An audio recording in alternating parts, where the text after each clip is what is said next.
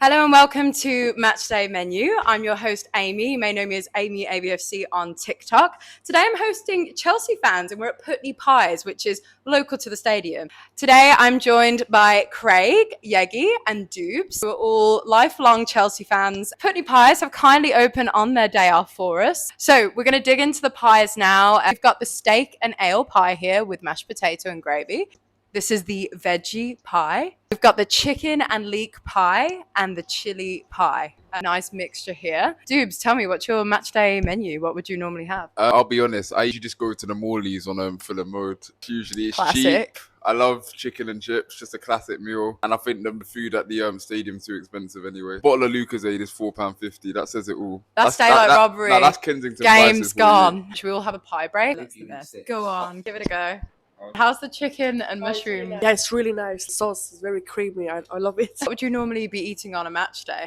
I would normally go to Five Guys outside the station. Nice. I think that's just the quickest and easiest way. Depends where I'm sitting at the stadium. Some stands got better food. The hot dogs are not too bad, to be honest. So hot dog or Five Guys, I would say. Nice. I feel like no one eats healthy on match day. I do like a drink on a match day, but no, again, it's so expensive around Chelsea. When I was younger, I used to go to the Burger Van opposite Fulham Broadway and get like the cheap with all the onion. But now it's so expensive. Like I normally just Even go the to even the van, even like the greasy vans, are so expensive. I normally just like head to Sainsbury's and get sausage rolls and things like that. Yeah. Just stodge. Little To picnic. keep you going. Yeah, exactly. Yeah. A little picnic egg, Scotch egg, things like that. Yeah. Let's get to the football, I guess. We'll rotate the pies in a minute. The Club World Cup, let's start on a high. Tell me about the Club World Cup. Is it a real trophy? Like, what are our thoughts? Yeah, let's end that myth straight away. It is a real trophy. Because we had to beat the champions of Europe who won the Champions League. And we done it in a convincing fashion as well. 3-0 in the first half. Probably the best first half performance I've watched under this ownership. I don't know if you guys agree. But Enzo Maresca this first season to go out and do that against the best teams in the world, not just in Europe, the best teams in the world in their respective countries. It's a massive achievement, and now he's got to build off of that. And whether he's done that so far in the Premier League, I'm sure we'll get onto that, but that's a different conversation. And, we can say we won it all now. That's what I'm really proud of. Yeah, you can see I'm so proud. I went to the precursors, it's now called the Intercontinental Cup in Tokyo, which we lost. It's a long way to go to a game to lose. Dedicated fan. and I went to Abu Dhabi when we won the thing. So again, it was the thing of we've won it all.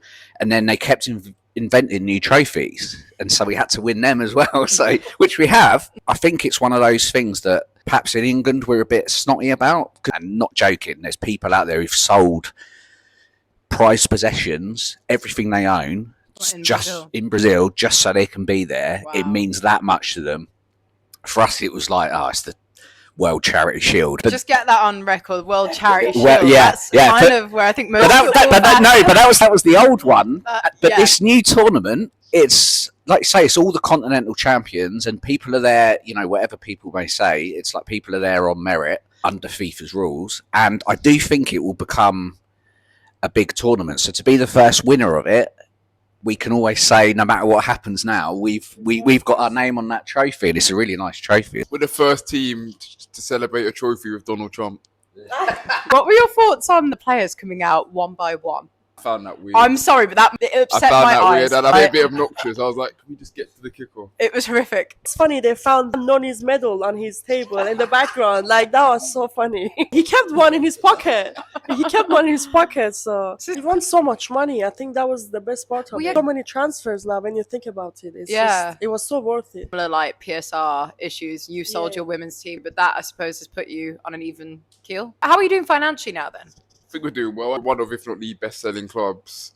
And I think on PSR, we're doing okay for now. At least not find more loopholes than a kid trying to tie a shoelace anyway. I think we're doing okay. We didn't overspend really on any of the players we did buy in. We bought a lot of attackers. Lap for 30 million, that's a decent price. Garnacho for 40 million, fair price. What do you think of Garnacho? We saw him wearing a Villa shirt with Rashford's name on Instagram when he was at Man U. Like, I don't like that attitude. I mean, it was funny for me, but the attitude there. Do you want a player at your team that has just forced his way out of his club like that? I feel like people look into that a bit too much, because I think he's clearly not happy with the club itself. I don't think that reflects him as a player. So if he's not happy with the club, if he's fallen out with someone behind the scenes, maybe you don't need to do all the social media stuff, but you might not like put in 100%. You might not put yourself forward for the club as much as you wanted. He probably knew at that point he was on his way out, and he had his heart set on Chelsea, up the Chelsea. And the signing itself, listen, I was one of them who wasn't keen on it initially. As time has gone on, I said to myself, you know what? The amount of players that have left Man United and done well, like the McTominays, you could even say Rashford now, say Di Maria's, the Pies. Think to myself, just give him a chance. There's every chance, as much as there's every chance he flops, there's every chance he does well. But that attitude, obviously, we saw it with Isak at Newcastle as well. Sort of this petulance. It's unprofessional in my mind anyway. Like, is that the new way? Players are getting their move now, forcing their move. I think once you, especially if you got a few years on your contract left, like you still have to play for the club. Doesn't matter if you're not happy or anything. So many people are not happy with their job, so it doesn't mean they can just leave and say, "Oh, I want to leave." Like you should have to show some respect. Yeah. Like with Isak, I think, and he was one of the best players. Now you can't be acting like this. I'm not really sure what happened between them and the club. I'm not sure, but again, what he did was not right. And with Garnacho as well, I think every player, I think, they play differently at each club. So especially with United now, they're very toxic. So like he said, all the other players who left, they're doing really well now. For the whole United, they're rotten to the core. Like, we keep taking their players and everyone's like, why? And it's like, well, actually, it's the club that's the problem. So Definitely, it's the club. I don't think the players are the problem, because they've done the same with Ronaldo, Rashford, Sancho, Garnacho, like now Menu as well. It's one of those where I think you try and be mindful and think, we don't know what has gone on behind the scenes, and there's always two sides to every story, but it does great with fans, doesn't it, when you see players publicly doing something that feels like disrespecting the club. I think the Garnacho one with the Villa shirt, for example, I do feel maybe that was a little overblown, because I felt like that was him showing solidarity with his teammate, and that's an attitude that you want to see. It's your brother in arms kind of thing. And Rashford is obviously someone who was with United from such a young age, proper Mancunian guy, hero in a lot of ways, and he's been so damning of the club. So when you hear him saying what he's been saying about the institution, for someone like Garnacho, who, to be fair, has only been there, a few years, joined them later on, he's not come through there, he's not Mancunian born and bred. I feel like there's probably a story there that we don't know, but it goes back to your point of, you've made that very publicly and you've not given the full story. So if you're a fan just tuning in and you see that you're wearing another team's shirt, a player who's left, it's not a good optic, is it? I just think it's not a good example for other players. It looks like there's tension in the changing room.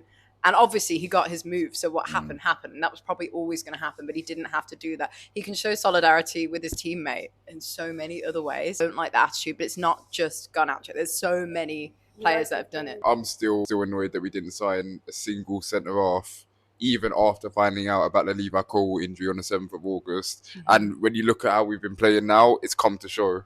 Like Trevor and Tosin, if one of them gets done, then it's Fofana. Fofana looked like he limped off against Man United. I don't know if you guys saw that. So now we're back to Badiashile or the Sassy. No. Why do you think he didn't make a signing in that area? I think Maresca wanted a centre-back signing, but I still believe Maresca and the board don't see eye to eye on transfers. And for me, the biggest indicator of that is the Tyreek George situation. Look how every game he looks to bring him on before either Garnacho or Gittins. He done it in the Fulham game, and he done it against Manchester United. When you got Garnacho, so you spent £90 million collectively on two left wingers, and you're bringing on Tyreek George, who was on his way out, should be at Fulham right now, if we're being honest, but that deal collapsed. He was on his way out. They were actively trying to sell. You're bringing him on before one of them. That's why I think Maresca and the board, they don't agree on transfers. Maresca doesn't have much say, and I think, for whatever reason, I think Maresca's okay with that, and he's just making do with what he's got. But the centre back thing, I think it's poor. And you can even say the goalkeeper now, because as much as Sanchez has had a decent start to the season, now he's out and he's still got the bozo moments in him. So I think the fact that we neglected our defence completely, other than Jarell Hato, I think it was poor. Do you think that will be the difference in you achieving what you want to achieve, which we will come on to? It would make an impact. At this point, we have to really go for the league, go for Champions League and stuff. I'm not saying our defenders and centre backs are bad now. I'm not saying Chalobah and Tosin, they're not good. But the level we're competing now, we need like more experienced centre back. Like when you look at Liverpool, they got Van Dijk. Like even us, we had Thiago Silva a few years ago. He really helped with the experience he had. So we just lacking that centre back and that player in our team now. It's just the centre backs and goalkeeper. I think these two areas. Hopefully in January we get some more players. I mean, we got unlucky with Colville as well, but again we had a chance to get a new centre back, which was weird. The board didn't go for it. It seems to be a policy of signing young players. I think it's the club policy to only sign younger players across the board. Don't get me wrong, there's a lot of positives to that. We've signed some good young talent, but in order to compete at that next level, you need experience. You need players who are ready to come in and hit the ground running, and I think that's what we miss, especially in those positions, goalkeeper, centre back. They're the ones where you need that, people who've kind of been there and done it. And I think it's not selling out your principles just to buy one or two players who are over a certain age if it's going to take you to that next level. And I think that is the problem. They seem so hesitant to want to go out and buy a 28-year-old because he's got no sell-on value. But it's like football's about the here and now. So go out and get an experienced goalkeeper, an experienced centre-back, and it can make all the difference. Bit of a myth, but defences win you leagues. Certainly in the past, ours has. So why not go out and do it? I just don't understand. Maybe it's a financial thing, but I completely agree. I don't think Maresca is completely happy with it. I think he wanted them to go out and get a proper centre-back, not have to go and delve into the young players. And you feel for them because they're in the spotlight. And as much as the likes of Colwill, I think, has kind of risen to that after a bit of an iffy start, some players will shirk, will shirk that responsibility. Whereas you go out and get someone who's proven at that level, they can be the one to then pass that on to the younger players and help them as well as the here and now. So it's a win-win as far as I'm concerned. But I just don't think the club want to go that direction, unfortunately. It just sounds like they're operating like a business rather than a football club, which is kind of the direction all clubs are in nowadays. Out of curiosity, who's our oldest player? Is that Tosin? Yeah. Is that 28 or 29? 28. You don't even have anyone above 30. That's actually wild. Nothing wrong with that, but it's just, as you said, like you need that experience sometimes in the team, especially in big games like Champions League. Like not many of these players have even played in Champions League before. Yeah. When you think about it, so obviously you can't expect them to go play against Bayern Munich away at first game and then score like 3 goals. So it's gonna take a bit of time, but hopefully not that long to get there. Yeah. We do a rotation. It's actually real nice, We're here to try things. Come to Putney Pies for your match day. Trust me. Do it. It will give you good luck.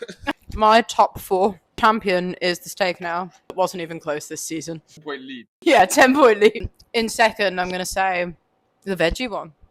I actually think the veggie one. Yeah, the veggie one is nice. That's really good. Because I love mushrooms as well anyway, so I think first chicken mushroom, then the steak, veggie, and then the chili one. Yeah, they were all lovely anyway. Yeah.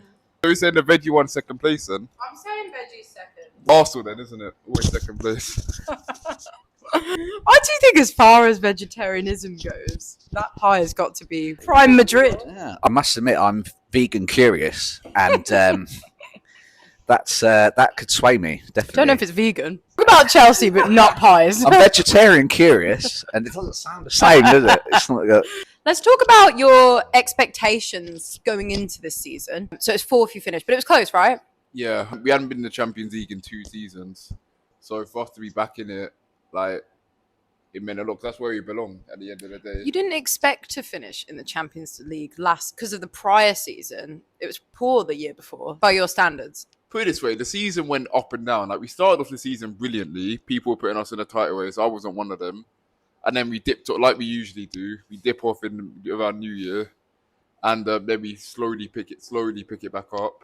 And then we got top 4, which I give credit to Maresca for, because that's something that Potter, Lampard, or Poch weren't able to do. Lampard was in his first stint, but not in his second stint. And then we won the 2 trophies. So in my opinion, progression is now that we've got top 4, which is an aim. You have to be competing for the title. I'm not saying you have to win it, but putting a sustained title charge to the point where Liverpool have to watch their backs. And if I'm being 100% honest, after seeing the first 5 games, I don't think we're there yet, and that's what's concerning for me. So the expectations going into this season, you'd say we're actually just top 4. And See, I mean, if we finish top 4, because when you think about it, under Potter we finished 12, then we finished 6th, and then we finished 4. So there's no way I want Chelsea to finish 4 again, or like 3rd or 2nd at least, I would say. You just want But it's gonna be progression. very tough because when you look at the other teams like City, Liverpool, even Arsenal, they're very good this season. Like they all got good players, so it's gonna be even tougher than last season. Yeah. But for me, like one thing I really want to happen this season is just to win the FA Cup or like Carabao Cup maybe. Like it's been a while. I think last time was 2019. We haven't won a cup, even though we got to 2 finals against Liverpool. Like yeah, so it's time Yeah. to win a cup, finish 2nd and 3rd, and at least get to Champions League semi-final. That would be my ideal season. That's something we're capable of. So we just have to, avoid injuries and then just avoid making silly mistakes, really, because we got the squad to go for it, honestly, after spending all this money as well. Yeah, I think the problem is the competition. That's the only thing. Yeah, that's what I'm saying. you Like, said, all the teams are really good this season, so it won't be easy, but we're Chelsea FC, so what's you your have to preference as well? Top 4 or silverware? Agreed. Depends what though. Like if you tell me we win Carabao Cup and then we finish 5th, I don't want that. But Like, you know how Spurs had like their most successful season ever last that year, was finishing embarrassing. 17. I think that's gonna be Villa this year. My opinion is Spurs had a better season than Arsenal last season. Yeah, correct. Because they actually won something. What does winning the Europa League do for you? Champions League. Exactly. Arsenal finished 2nd, no trophy. All that does for them is get them Champions League. So Tottenham have won a trophy and got Champions League. So I'm not saying everyone has to agree with this, but my personal opinion is the game is about trophies. A league position, to a certain extent, it means something, but really, first is all that matters. In my club like Chelsea, first is what matters. You got a few Arsenal haters? Grew up around Arsenal fans, trust me. I get you, yeah. I grew up around Birmingham City fans, and So, they yeah, suck. I'm a bit old school in the sense of I would normally always want to take winning a trophy over, sort of finishing 2nd, 3rd, 4th, unless you have a really good title charge. And I think that was the hope this year, that we would be not winning the league, but getting closer and pushing. And I feel like it's early days, but it doesn't feel like we've kicked on to that point compared to last season. But I think for the club, again, we talk about money and everything else that goes with it. They'll always want the top 4. Clubs will always want that because it's the money, isn't it? And of course, yeah, it's great to be back in the Champions League. But yeah, a day out at Wembley and winning, especially we've had quite a lot recently where we've gone to Wembley and not won major cup finals. That would be a nice lift to everyone, I think, to do that, especially because the competition in the league is so hard. It's our best chance of winning something. Last year, we were lucky we had the Conference League, which was something that we expected to win, let's be honest, rightfully so with the budget compared to everyone else. This season, a domestic cup would be great. If we get that and top 3, that would be a good season. Yeah, I think, to be honest, just winning silverware is a good season, providing you're not like outrageously down in the table. The ambition was that to begin with. You've all kind of agreed that after the first 5 games, are we thinking the same? I watched the Bayern Munich game, actually, and obviously I watched the highlights of the Man United game. It's been a bad week, which everybody has. What's going wrong? Have these games worried you? I think Liverpool are out there on their own. It pains me to say it, but I think Arsenal have probably improved the squad, so I would expect them to finish above us, and City as well won't have as bad a year as what they did. So I think 4th feels like the goal that a lot of teams are aiming for, and we've got the capability to do it because we did it last season, and we should have improved because we've bought well. But the week we've had, I think the manager has probably worried quite a lot of us. I mean, the substitutions at Old Trafford were just bizarre, and as we've spoken about, the goalkeeper's shown again we can't trust him.